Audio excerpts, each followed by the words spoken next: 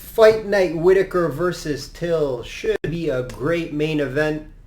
We have a fairly deep card, 15 fights on this card. 15 fights on this card, maybe a late one for you guys if you're going to watch all fights. Me personally, obviously I watch from the early prelims all the way to the end, so it's going to be a long night. But yeah, it's a pretty good card. Personally, I don't love a lot of plays officially, at least. I have some leans for you guys. Parlays, of course. Nice value bet. Not a lot sticks out. I think the lines are pretty, pretty evenly priced. Good job by Vegas this week. So yeah, this one should be a good card. Let's look at the updated record here. Coming off a rare tough week. Only provided one winner, and it was in a parlay. But yeah, we went 0-3 on the official plays with the parlay and straight bets. Just hit the one. I think it was Grant Dawson won fairly easily. Let's look at the update. 33-12 on straight bets. Guys, that's 73% return on investment. 12-7 on the parlays. So obviously still above 70%. That's goal. My goal is always, technically my goal is always, high 60s, 70 range. But we're over 70%. So this is exceeding my goal. So I'm very excited. Hopefully you guys have been tailing. Just remember, guys, I do bet 1 unit per play. For some reason, if I really love something, yeah, I'll do 2 or 3 units, but mostly 1 unit. That works out the best for me. And then you can see the profitable with units here on the side. Let's get right into the card. Whittaker minus 125 favorite versus Till plus 100. Very tough to pick a side here, guys. Very tough, to be honest. Starting with Till, he's been looking very confident after that Gastelum win. But we've seen that Gastelum, it looks like he has faded. He's not that same type of fighter after that injury and the loss to Adesanya. So I do think that Till fight, and it's not like he ran through him, right? He won by decision. So it is tough to get much out of that win. I rewatched that fight. Didn't tell me a whole lot. But yeah, his camp has looked good. I have watched Till's camp highlights from it. He's looking good. Striking looks good. He does think he is the better striker. And I do give him that he's a quicker guy. Debatable better striker. They're different style of strikers. Whittaker, I think, is more explosive on the feet. But we all know that left hand from Till. And some people will say that's all he has is the left hand, right? But he does land it. He can knock out Whittaker. We know Whittaker's chin can be suspect at times. But there's just a lot of question marks on this fight. We know Whittaker, obviously the better wrestler. Is he going to get it to the ground? Is he going to try to dominate Till on the ground where Whittaker is better and try to have a grind out win? Or is he going to stand with him? Stand and bang. And if it is that type of fight, I don't see it going a distance or going 5. Someone will be getting knocked out if they're just going to stand and bang and trade, to be honest here. Now, like I said, Whittaker is the more explosive guy on the feet, but a lot of question marks. He obviously has all those injuries. He's been in some wars. How is his mental state? This is why I'm not really loving the side here on anyone, guys, to be honest. If I had to bet the side, I would lean Till just because you get the plus 100 value there. But I won't be betting a side here. But I am leaning the fight not to go to the distance. May end, third, fourth round. But no official play here. It's just a fight to watch and enjoy. See who prevails out of this and who should be lined up to get the next title shot. Shogun versus Nogueira, the trilogy, guys, the co-main event. 2 legends in the sport, right? Sometimes some people say, I don't want to see this. Some people want to say, yeah, I love to see this fight. You don't want to see older guys ending their career, fighting this old. But I think it's opposite. I think it's a great way for Nogueira to end his career. He did say this is going to be his last fight.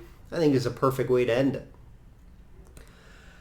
Now, Both guys have lost a step. We know that. They're out of their primes. However, this should be a fun fight. And obviously both guys want a bat. Nogueira wants to end his career with a win.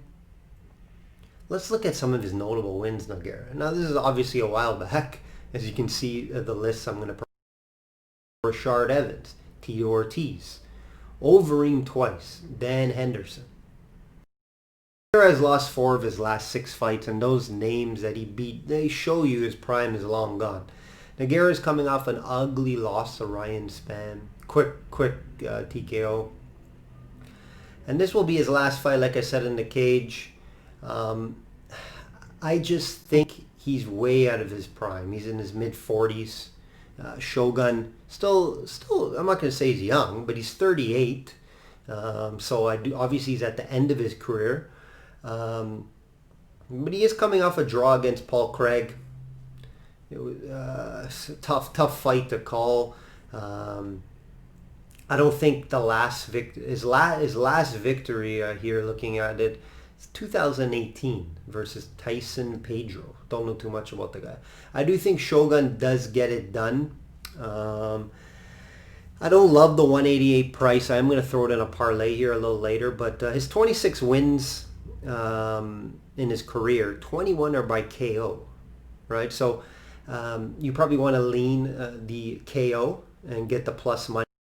However, you could see this fight just being a slow, boring, grinded out 3 rounds as well. So that's why I'm going to take a chance here and throw it in a parlay. The minus 185 seems to be the safe play here on Shogun. Gustafsson minus 350 over Verdurm. This is another fight too. It's kind of surprising. I didn't see this being made, but hey, Alexander's coming out of retirement. He does move up to heavyweight to fight the veteran Fabricio. Alex obviously will be the much faster guy, better striker all around. Fabricio didn't look good in his last outing versus Olnick. His only chance is, the only chance in this fight is if he gets to the ground, in my opinion. Alexander's takedown defense is solid. And that's why I think Alexander will win this fight. Right? He'll try to keep it standing. Obviously, that price at minus 350, it's not appealing. I don't love it, especially when you're moving up a weight class, fighting a veteran in Fabricio. He can pull off a submission any time on the ground. However, I think he's just way past his prime. I see him having trouble getting him down. So the reason why that minus 350 price, obviously Alexander, younger fighter, fresher fighter, better fighter at his point right now. So I understand the 350 price, but there's no reason why I would lay the minus 350 in this fight with Gustafsson coming off the retirement and then moving up the weight class. If you want to look at anything, you would want to maybe go Gustafsson by decision. He's not really known for knockouts or anything, so you may want to lean that. But no official play on this one. I do think maybe Fabricio does call it quits after this one. If he does lose, he did lose 2 in a row, so this would make it 3 in a row. Let's get to the next fight here. Marina Rodriguez minus 175 versus Carla. This is a good fight. This, I think, maybe winner here would get a next title shot. I think Marina will be the much better striker, obviously, in this one. She'll have that 5-inch reach. Question in this fight is, can Carla keep Marina down, wrestle her, ground and pound, pin her up? Marina has been working on her takedown defense, though. According to her camp, which is obviously her weakness. But she has been improving in that aspect of her game. Carla coming off that boring win versus Watterson. That was a hard fight to watch, and she did struggle to take down Watterson. If you look at it, only one takedown. It could have went either way, but yeah, Carla did pull off the decision win there. Marina's still undefeated in the cage. She does have those 2 draws, which are kind of odd. And I think she continues with a nice performance here. She's saying she wants to finish the fight. I don't see it. Maybe a third round finish. But the value here is the decision plus 100 for Marina Rodriguez. I may have some action on the minus 175 as well, but the odds are that this goes decision. You can see here plus 100. Her to finish the fight's like in the plus 400. So let's go Rodriguez plus 100 on the decision, and Rodriguez to win the fight. But it's going to be a close one. If Carla can get her to the ground and just win a boring, ugly fight, it is possible. So she could be a live dog here. But we're going to be on Marina Rodriguez here. Next fight, we're going to go over value bet and 2-fight parlay. So I mentioned I am going to put Shogun in the parlay at minus 188. We're going to parlay him with Dalby, Nicholas Dalby, minus 250. You're going to get that around plus 115 range.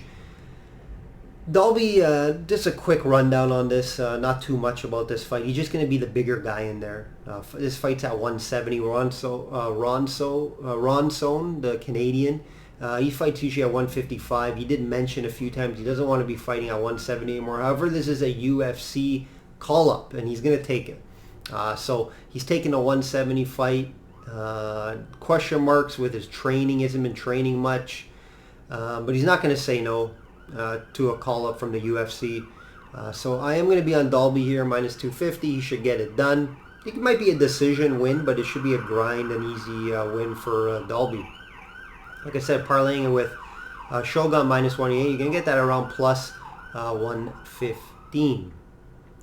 Another fight that you may want to think about putting in your parlays. Don't love it at minus 188 as it's Ivalov over Grundy. 12-0 MMA career for Ivalov. I love backing Russians in this card. Easier travel. Time is roughly the same, so they've been doing great on these cards, and I think they'll be no different here. It's coming up back-to-back decision wins over Barzola and Wo Chu. Both guys are good wrestlers. Grundy obviously the better wrestler. However, Voley could hold his own, so that's why I think he will win this fight. He's obviously the more polished striker. He is the better striker in this matchup. So I do think Ovoli gets it done. You may want to look at the value here. I like the value at plus 120 for decision. So decision Volov plus 120. And that's going to be the value bet on the card. Feel I don't mind the minus 108 in parlays, but there's no value there. It's not a clear-cut win. Grundy could pull out a boring wrestling, grappling type of fight and win by decision. But I don't think that will happen. So feel free to throw that in a parlay. All right, guys, that does it for me here. This is the last card on the First Fight Island experience. I think it's been a good overall. Not too many issues. Everyone seems to love it. That's all the fighters, at least Dana White, has nothing bad to say. So I do see them coming back maybe in October, November, maybe even earlier. You never know. But it's been a great experience. Hopefully you guys have been enjoying the fights. Enjoy this card. It's going to be a long card. Obviously North America starts 6, 7 o'clock. It may go past 12, 1 o'clock range, depending. A lot of decisions. It's going to go longer, right? So let's see what happens.